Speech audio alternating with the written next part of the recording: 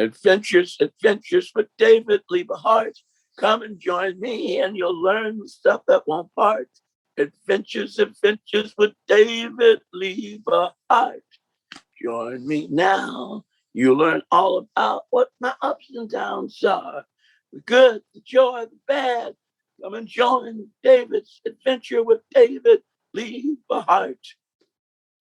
So, David, I asked your fans online if they have any questions for you. I got a bunch of questions if you want to answer them. Sure. Okay. Miranda asks, can we get more I Love David? Well, unfortunately, Tim Heidecker put that money on the on three things. He put it on this Italian movie he did this summer. He put money on the Eric Andre show, and he put the last bit of the money on a Netflix show of Tim and Eric having younger guys play them when they were younger teenagers. So there will be no more I Love David at this time, and there'll be no more Beef House. But I am interested in getting a new show done like that. Maybe Jonah, you can help me with a new show that we can do on the internet that's similar to that. Yes, we'll see what happens when you come up here later next month. Okay, we'll have the college. I Love David, which I can't use that because absolutely production owns I Love David. So I could say I have a heart of love for David will be the new show. It's different, and so there'd be no copyright infringement with absolutely production. But you might have more episodes of I Love David at some point in the future, right? I'm hoping I will if Tim and Eric don't put the money on other shows. Drew told me that. Okay, the next question. Eddie Kubit asks, when did you become so awesome? All my life, I were born awesome.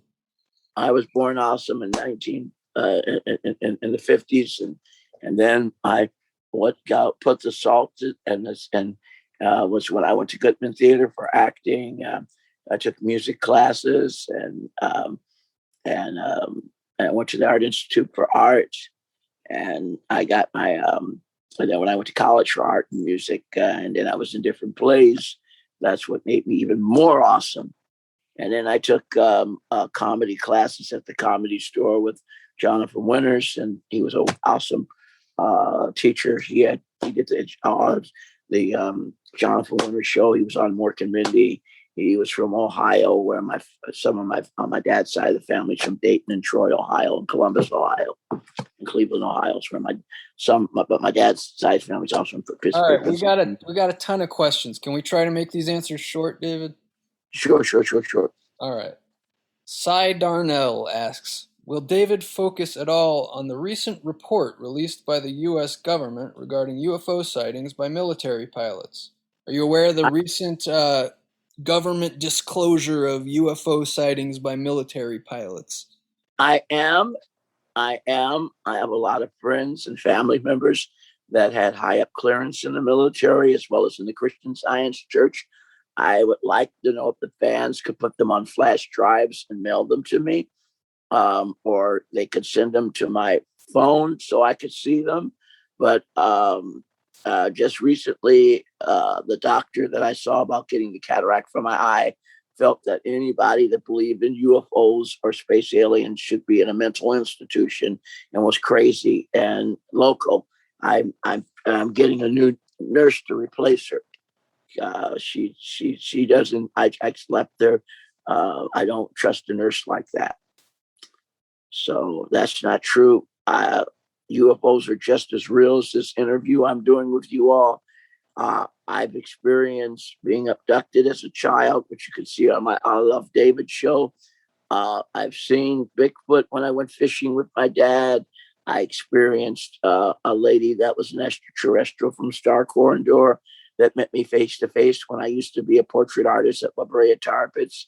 I was friends with Colonel Wendell Stevenson, who was on Coast to Coast, and he was a Christian Scientist like me, and he helped me with my abduction experience. UFOs are just as real as the air you breathe, and the and the and the food you eat. They're out there. They're real, and they're not make believe. All our new technology is a spinoff from extraterrestrials, computers, cell phones, fiber optic, that AT&T and all the phone companies use. All right, David. Like I said, we got a lot more questions to get through. Okay.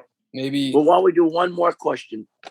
What do you think about singing a song about how you don't belong in a mental institution? Do you think that would be a good way to end it?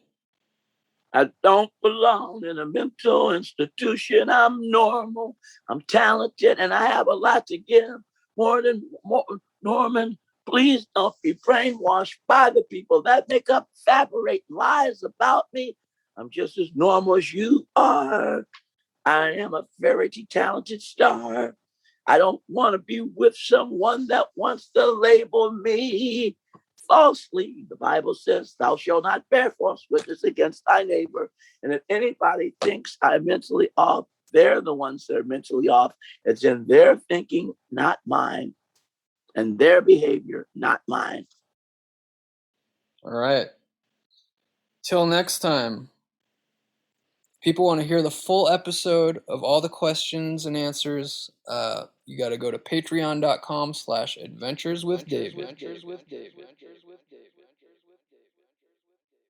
Also, by the way, if you're in the Sacramento, California area, David will be playing his one and only live performance this year at the Starlit Room, division of Harlow's. Masks and vax required. You can find pre-sale tickets at thestarlitroom.com.